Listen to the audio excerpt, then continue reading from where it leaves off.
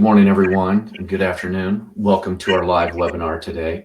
We'll be getting started in just a few moments. If you guys could all be patient, we'll be getting started in roughly around 2 minutes, just to give everyone a few moments to join.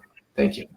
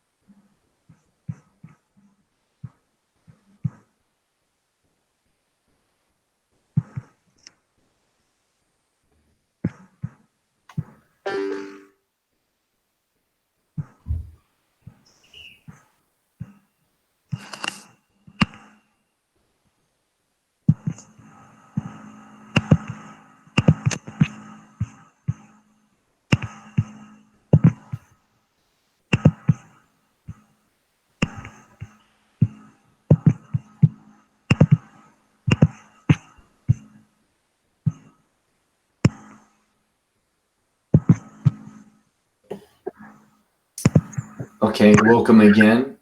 Thanks everyone for joining us today. Today we're going to talk about don't fall victim to the cloud overspend. On the phone, there are going to be two of us from a company called Synoptek. We're a large system integrator. We're going to go through some of the best practices in order to try to avoid cloud overspend and what we see currently in the market. Today we're going to kind of go over some of the key market stats, and we're going to talk about cost management and some of the techniques of what we see, and then we'll give you kind of a high-level overview of who we are and what our core competencies are. So on the phone today, my name is Darren White. I'm the director of our cloud advancement practice here at Synoptek. I've spent roughly 20 plus years in the technology consulting world, focused really on data center builds, application migrations, strategy work, you name it, pretty much anything under the sun if in regards to the applications and the technology. And been with Synoptek a little bit over 2 years, and it's going to be nice to talk to you this afternoon. Ken, if you want to do a brief intro. Sure. Hi, everyone. I am Ken Knox. I'm the Director of Cloud Consulting. I focus primarily in the Azure space, although I do speak AWS as well. Like Darren, I've been in the consulting world for a little more than 20 years. I've seen it feels like everything that there is out there to offer.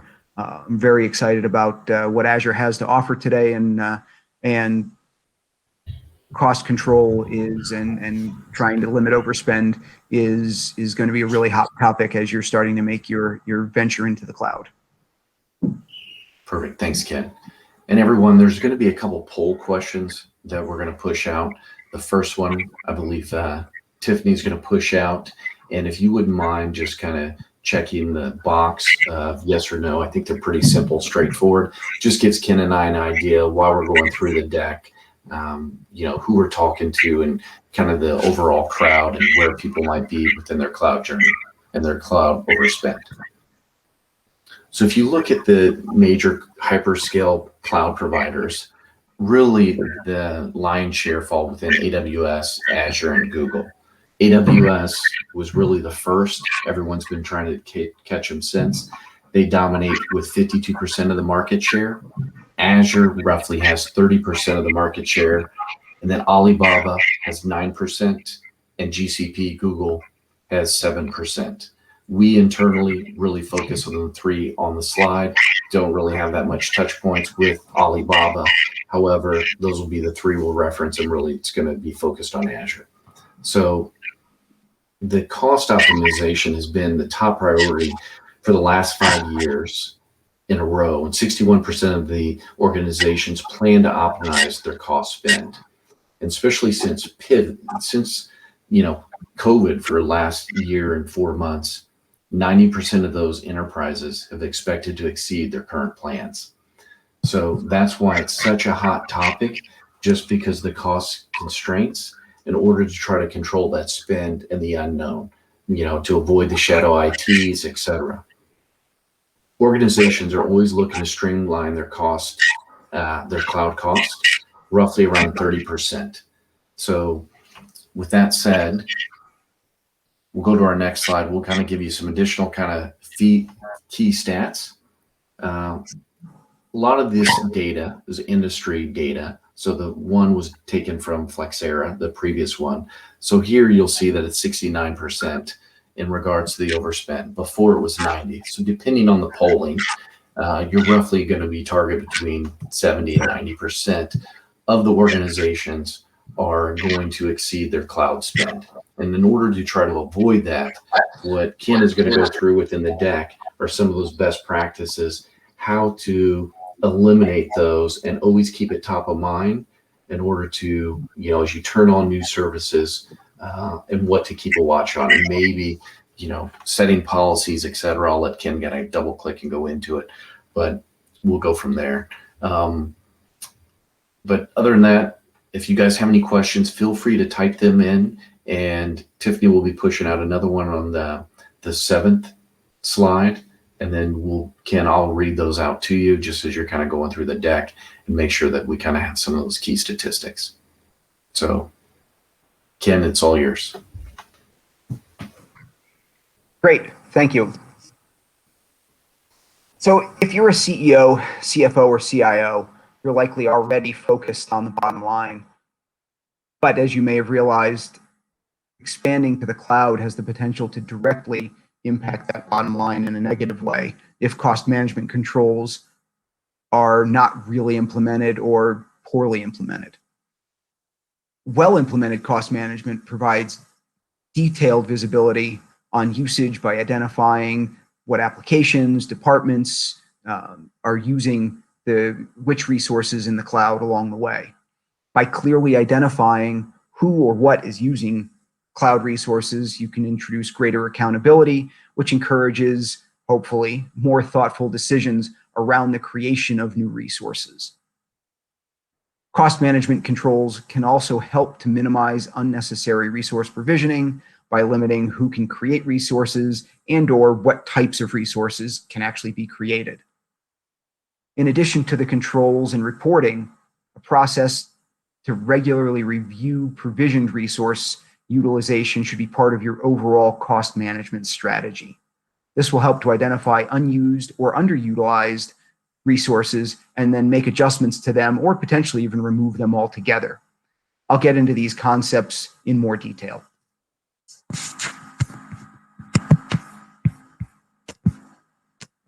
In the next set of slides, I'll go a bit deeper into the strategies, controls, and tools that can be used to create a solid cloud cost management structure. These are some of the topics that we'll cover through the next set of slides.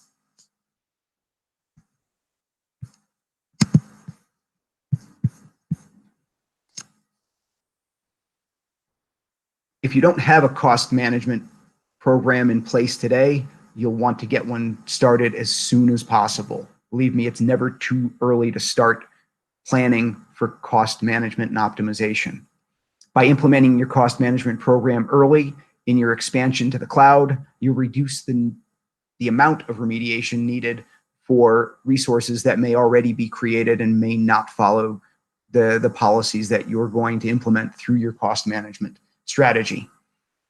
The more familiar everyone is with your programs and processes early on, the more consistent the application and information will be. And as a result, the better the reporting will be based on that information. A great resource for all aspects of your journey is the Microsoft Cloud Adoption Framework, or CAF for short. The CAF is a collection of methodologies, templates, and guidance to assist you in your cloud journey. If your cloud team isn't familiar with the CAF, you really need to encourage them to go take a look. There's a lot of information out there. You'll find that cost management and governance strategies are incorporated in all areas of the CAF. Cost management is covered in depth as one of the 5 disciplines of cloud governance in the CAF's governance model. Creating a solid governance framework is important to the overall success of your cloud journey, but don't hold up that journey in an attempt to create the perfect framework. Governance, including cost management, is going to be an iterative process that will evolve as you gain experience and an understanding of the Azure ecosystem.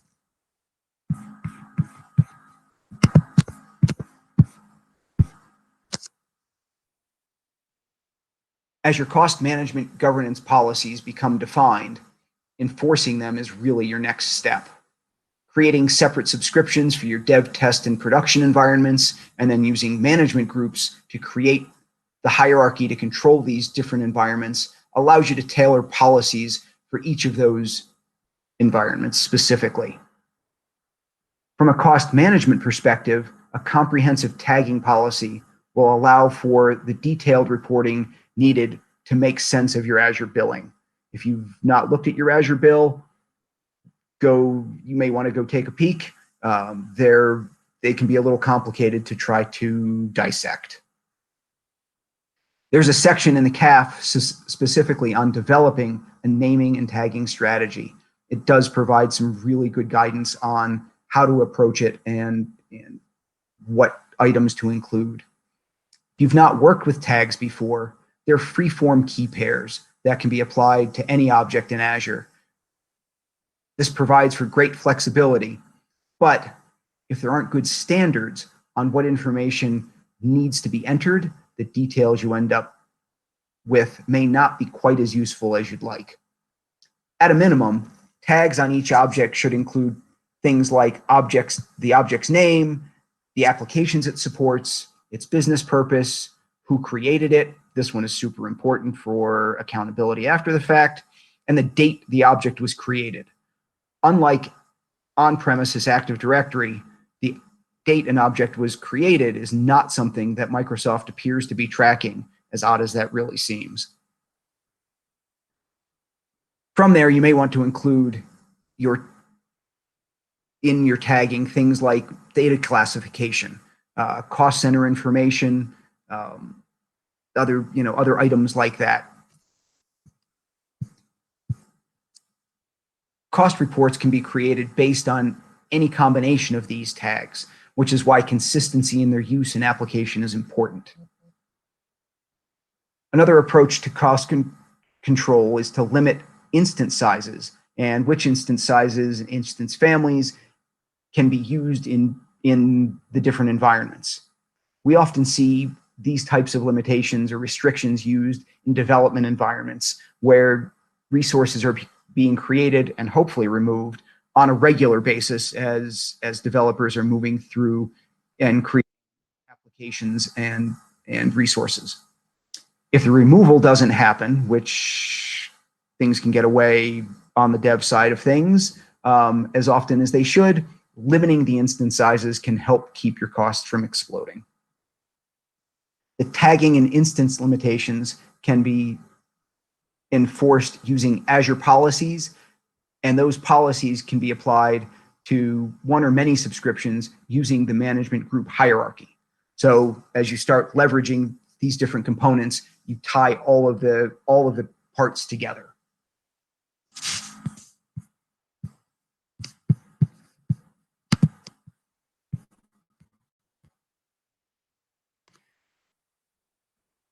With your cost governance controls in place, you'll want to move to the Azure Cost Management and Billing portal. This is where you create your cost management reports based on the tags that were enforced to be used by the policies. Budgets and cost alerts can also be created in this portal, so a very good place for tracking that information, creating alerting, allowing you to keep tabs on where you are. The cost management portal allows you to track actual spend versus budgeted spend versus forecast. As the month goes on, there is a forecast projection what items are likely to cost, and you can create those budgets for lots of different scenarios along the way. All of your tagging can be used as filtering for this budget creation. So this is another good reason to have a really well-defined tagging policy. Budgets can have start and end dates. Those dates can actually be as short as 1 day. Not that that would really be practical, but they're super flexible if you're looking to track specific projects over a short period of time, or your overall Azure spend and budgeting over, over time, 3 months, 6 months, by quarter, by year. If you're responsible for tracking your company's Azure spend, you'll really want to spend some time becoming familiar with the cost management and billing portal.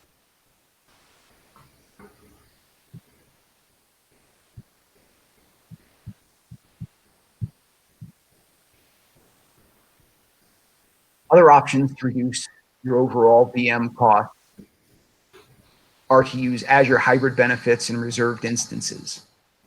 Hybrid benefits allow you to apply data center and server CPU licensing that you already own to your Azure VMs. You need to make sure that you have software assurance for that licensing before those licenses are eligible to be used for hybrid benefits. There's a calculator, thankfully, that Microsoft has provided for converting the on-premises CPU licensing to a virtual CPU count. If you own data center licensing, Microsoft allows you to continue using that licensing on premises while it's being used to provide hybrid benefits in Azure. Individual server licensing, CPU licensing, is limited to either being used on premises or for hybrid benefit, not both. If you own SQL licensing with software assurance, that can also provide hybrid benefits in Azure. That can become really important as you're spinning up new SQL servers and don't want to get into a pay-as-you-go scenario. Ken, just so you're aware, every participant on the webinar, they've experienced cloud usage increase and resource waste over the year. So everyone's going to relate very closely to this issue. Yeah, and that I'm not surprised by that. We've seen that in a number of in new clients that are coming on. It's easy for things to get out of control or to lose track of what's going on. And that goes back to, really leveraging a solid tagging policy and being able to report on what's there and being able to know, who created what, right? If you have an increase from month to month, it's always good to know, well, what changed and who changed it, so you can go ask the question why, right? Was there, if things are budgeted, that's fantastic, but for unbudgeted increases, that, as we know, can make folks, particularly our CFO folks, kind of crazy. Yeah, that's why I think too, why if you set that alerting for the budget, let's just say it's $5,000 or $10,000 a month, then once you hit a certain percent of that, you understand, hey, we're almost at our monthly spend. What has changed? What the delta? And then everyone has visibility of anything going forward the remaining month. Make sure that you don't exceed that.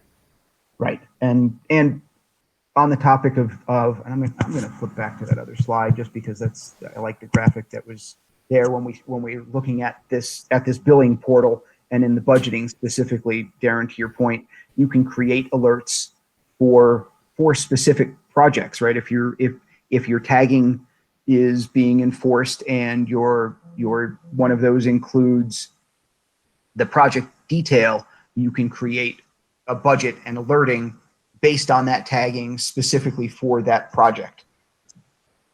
So you can keep track of, and then you can you create very, very specific budget and alerting criteria, then expand out from there so you can keep track of your overall environment, but specifically down to your development environment versus your test environment, things like that.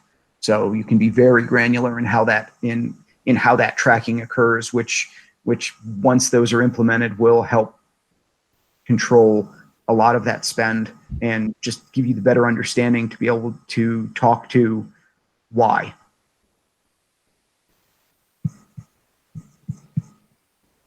All right, back to hybrid and reserved instances. So as you're moving forward with your cloud journey, we talked a little bit about hybrid benefit, right? The hybrid benefit impacts the operating system or SQL licensing components of your Azure VM. So that can help reduce that overall spend on that VM. When you look at that VM cost, it breaks out into basically 3 different components. You've got the compute component. Think of that as your in on-premises terms, the CPU and memory. You've got the operating system costs, and then you've got storage costs. Those are your 3 pieces. So hybrid benefit impacts that operating system, and if you've got SQL, the SQL pay-as-you-go cost. A way to help reduce the compute spend component of that Azure cost is to leverage what Microsoft calls reserved instances. Reserved instances can be purchased in 1 and 3 year terms. Reserved instances can be moved from VM to VM if necessary, and you can terminate them, but there are termination fees involved. So this is one of those that you really want to plan out and understand where you're going to be using them and where you're committing resources for that 1 or 3 year period. You don't have to make the decision to leverage a reserved instance on a VM when it's created. That transition can happen at any point in time. My recommendation is typically to run your VM or run your application stack for a couple of months to be able to see what that utilization is going to look like and make adjustments as necessary. Sometimes you adjust up, sometimes you adjust down, but try to lock that utilization in before you commit to that resource, to that reserved instance. What's nice is you can stack reserved instance and hybrid benefit together and significantly reduce the cost of your Azure VM spend.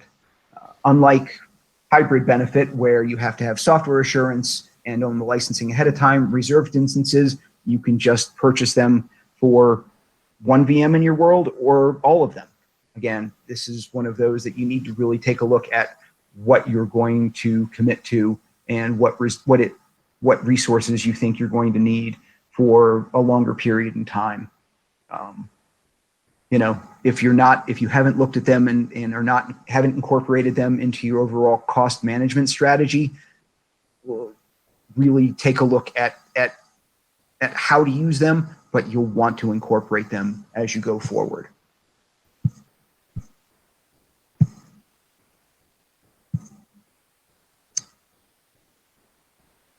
Now that you've got your cost management strategies implemented and you've got tagging going and you're looking at reserved instances and potentially hybrid benefits, one of the other things that you want to make sure that you're looking at or your cloud team is looking at is the Azure Advisor. Azure Advisor offers a number of different categories. As you can see, there's cost, security, reliability, operational excellence, and performance. So it's making recommendations based on observations and AI that Microsoft has under the covers for these different categories. So specifically to cost management, Azure Advisor is going to indicate if there are underutilized instances and make recommendations on what the instance size for those VMs should be.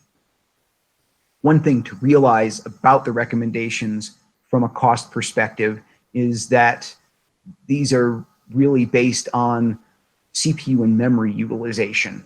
But as we're sizing VMs for different projects and different uses in Azure, CPU and memory is not always the only input that we use to determine instance size.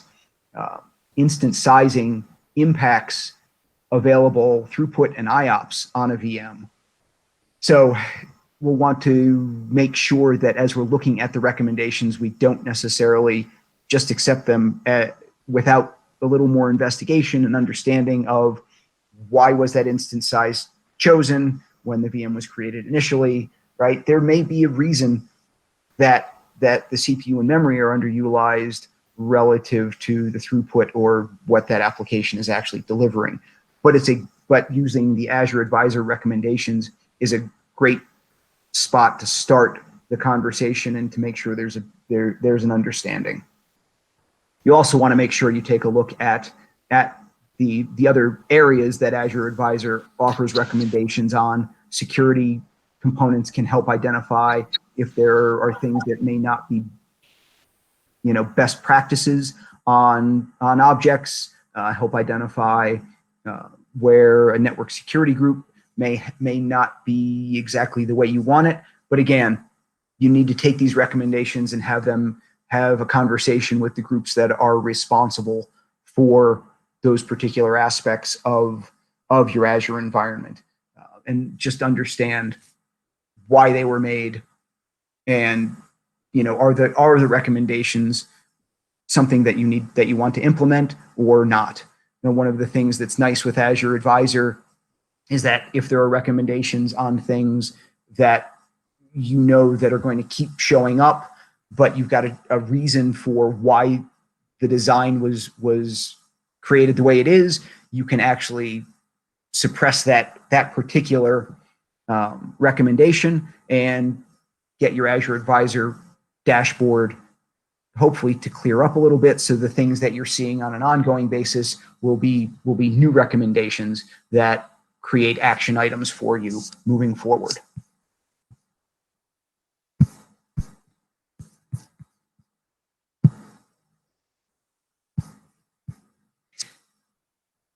As you start moving more and more applications and resources to the cloud, having good cost estimates and good budgeting is super important. So Microsoft provides a couple of different tools for helping you estimate those that upcoming usage. The first is the Azure pricing calculator. This allows you to enter all of the different resources that you're going to use, including network components, estimated bandwidth, things like express route, connections, and from there, and you can customize within the calculator, you can customize the names of these objects so that when you're done and you've got your estimate together, you can export that out to a spreadsheet that brings all of the information across with the descriptions that you've added.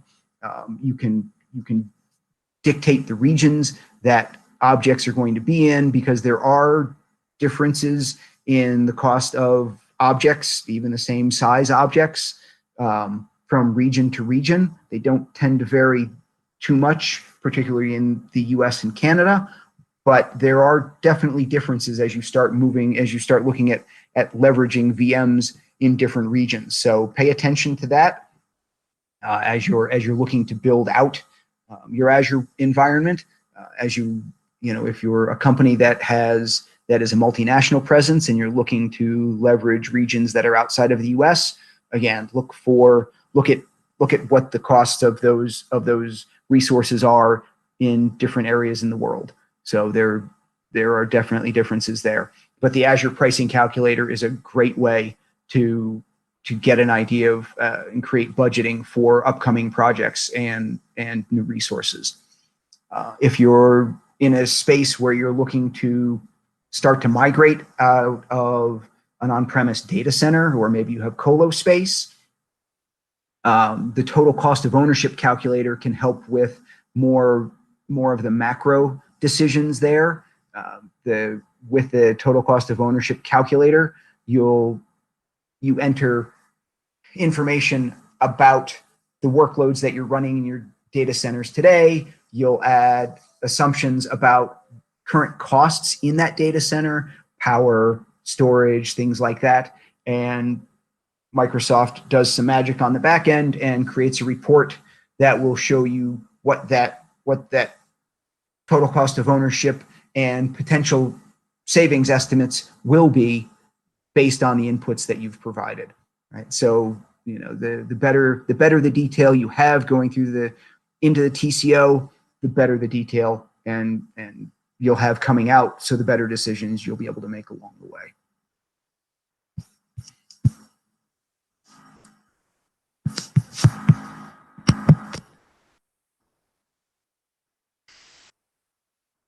So a couple of client success stories that we have. So we were working with a national transportation company. They were in a private cloud, and were looking to optimize what they had, and move to Azure, looking for more flexibility, being a little more nimble. We went through and looked at what they were running and how the consumption was, what the applications were. Right? We went through and leveraged a number of the different tools along the way to determine how many servers were needed moving forward. And from that, we were able to create a new remote desktop services farm running in Azure. With the new farm build, we created a more highly available and resilient infrastructure. The RD farm or RD servers they were leveraging before were single sources of potential failure for specific business units within. We were able to create a more highly available infrastructure for them, gave us the ability to be able to do maintenance on without impacting overall performance and overall end user experience. We reduced the number of instances down. I know the savings was about 30%. I think the number of instances we reduced them to was pretty close to 50%. And we now go through a regular checks with them on watching utilization and instance sizes and spend to make sure that things are running the way we expect them to be and the way they expect them to be, frankly. So they're a much happier client now, and we're expanding what they're doing to leverage even more Azure opportunities. I'm going to let Darren talk about the next client that we have a story about. Oops. We both hit it at the same time. Thanks, Ken. We recently worked with a large national engineering company that experienced hypergrowth in their consulting business. Unfortunately, that business started to face market constraints, and they reached out to Synoptek to help them with their cloud journey and their overall value case. So we as a team kind of looked at their current footprint of what they had spread out, dispersed within North America. They had multiple data centers, workloads that were highly distributed.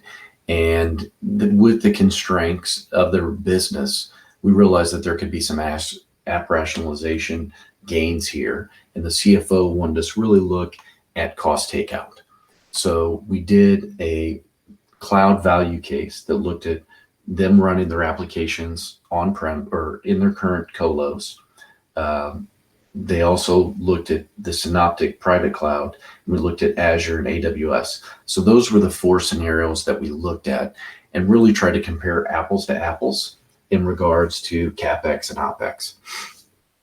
At the end of the day, we found out that migrating to Azure was going to be the best overall business case from an operational standpoint and financial standpoint is to run their workloads. However, we kept one of their colos standing up in order to do some of the backups and archives, and just felt that they'd already made an investment there, that would be the best case for them. We sunset the other colo, and as Murphy's Law, when they started conversations with us, they roughly had 30 days with us with that colo provider. And they thought that we'd have to be able to try to migrate everything, run 130 instances in that time frame. We stepped in on their behalf. We tried to renegotiate those contracts to go month to month where they were saying they wouldn't. We said we deal with this all the time. And luckily, we were able to push that out around 4 months in order for us to kind of execute on the application migrations into Azure. So once we were able to consolidate the overall business case, we found that they went from 70,000 a month spend to roughly now 20,000 a month in Azure. So there was a 50,000 cost savings monthly, roughly around 600,000. So not every case is going to be the same. We find they're all different and unique. However, a lot of the same pain points everyone has experienced, and we can leverage those kind of lessons learned based off everyone else's unique journey. So hopefully that helps, and we'll transition on kind of who we are and what our core capabilities are. So like I mentioned at the very beginning, we're Synoptek. We're a global system integrator and a managed service provider. So we transform everyone's business for the better, and we try to take where they are today and that innovation for that digital transformation that can help them, transform that digital landscape and be more, from a business, let's just say BI, data analytics, it's more data driven, and leverage those to make smarter decisions for their business. So if you look at all of our core offerings off on the left, at the bottom, you'll see the 3 pillars. You have cloud advancement, infrastructure performance, cybersecurity. Think of those almost more infrastructure. And then up at the top, we have our application offerings. So we have data insight, BI, data warehouse will all sit in there. Business applications, we have a big footprint in Microsoft Dynamics, and we have workforce productivity. So if you're going to look at Intune, Microsoft 365, Active Directory, Teams, SharePoint, OneDrive, you name it. And then we have custom product development. So anything that is art of the possible, we have developers 350 plus in-house that help from mobile development, .NET, you name it, any programming language, we can assist in that effort. If you look in the top right, we are an Microsoft expert MSP. So when Ken was talking about the cloud adoption framework, that is a very unique certification within the market.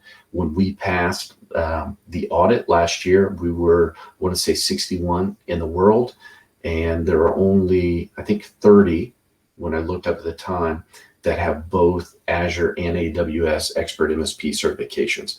We are in the process of going through the AWS currently and plan to have that within the next probably 6 to 8 months. However, we're based out of Irvine, California, and we have 850 plus employees globally and 5,000 certifications with vendor technology. So, we've been serving our customers strategically since 2001, and we like to partner with some of the top vendors. We initially started as a IT consulting firm. However, during the financial downturn, we kind of invested some chips on the table with some managed service providers, and then we grew that footprint just to kind of normalize the business. So I hope this was informative to everyone on the call. We thank you for your time, and now we'll close out with some question and answers. So hopefully everyone will be off mute and be able to type any questions, and then Ken and I will be more than happy to answer them accordingly.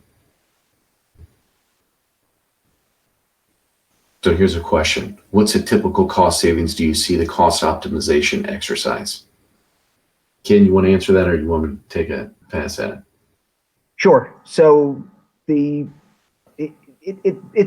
varies a little bit. It depends on how sophisticated the cost management program is that's already in effect. So for clients that really haven't thought about cost management, and so they really haven't started down the let's start tracking all of our assets and resources, not leveraging reserved instances, hybrid benefits.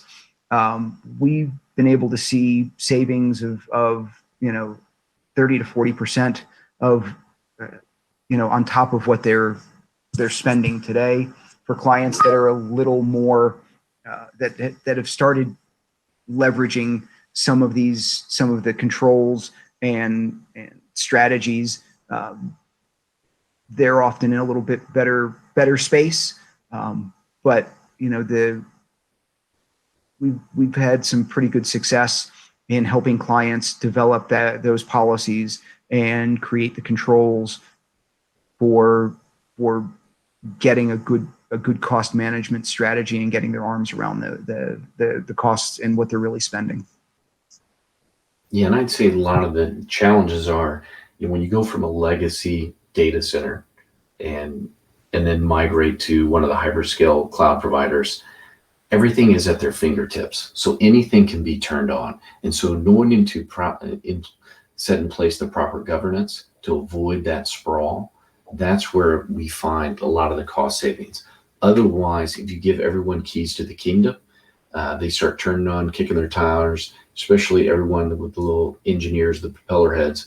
They all want to, play with the latest and greatest. So that's one of the disadvantages, is then there's a monetary charge for those services. So being able to control that, spin it up in maybe their own private little, free account can be some additional, best practices versus putting it on the corporate account. Any other questions from the participants?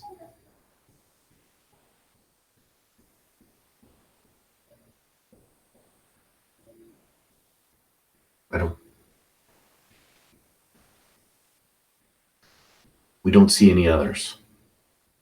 Well, we'll take then the silence or the lack of typing as everyone is comfortable with the presentation. We would like to thank Talk Bright and our marketing, or Bright Talk, and our marketing team for putting this on. We hope this was informative to everyone on the call. If you guys have any questions in regards to any of your cloud journey, feel free to reach out to Synoptek, on our public website. Oh, we have one more that came in. What are the typical measures that you take to assess the cloud waste? Ken, you want to take that one? Sure. So there's a couple of different approaches for doing that, right? As I talked about earlier, Azure Advisor will make recommendations on underutilized resources. So that's a great starting point to understand, what's being used and why it's being used, why resources are being used. Going through and doing interviews and looking at creation of that tagging strategy, and then going back and looking at what you have in your world today, and basically going through the exercise of remediation on the tagging can often lead to discussions with folks on, okay, why was this created? Who created it? That sort of thing, to get the justifications on why it exists today. So there are also some tools that you can use to look at application dependencies and create some application dependency maps. We've leveraged that to be able to identify resources or servers that are just not in use. They're there, they're running, they look like they're doing something, but it seems like they're talking to themselves or they're talking to Active Directory. And when you really get under the covers and take a look at them, they're really not talking to anything else, or nobody's actually talking to them or leveraging them for detail. So it becomes a little bit of an investigative game as you're starting to look and understand what's in the Azure environment, and then why is it there. Yeah, and just to add to that, is even also understanding the business and application requirements. If it's just depending on number of environments, dev, test, QA, staging, production mirror, DR, prod, then maybe dev tests you can set up a policy, spin those instances up 8x5 versus 24x7, get some additional cost savings there. So it just depends. There are certain practices that you can adhere to in order to try to curb that, but it just depends, I hate to say it, on the requirements. So, you know,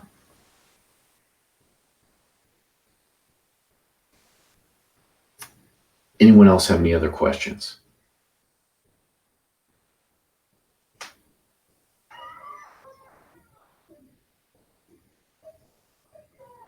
Zero. Okay. Thank you. Thanks again, everyone. We appreciate your time. If you have any questions, feel free to reach out, and we hope you have a great day. Thanks a lot.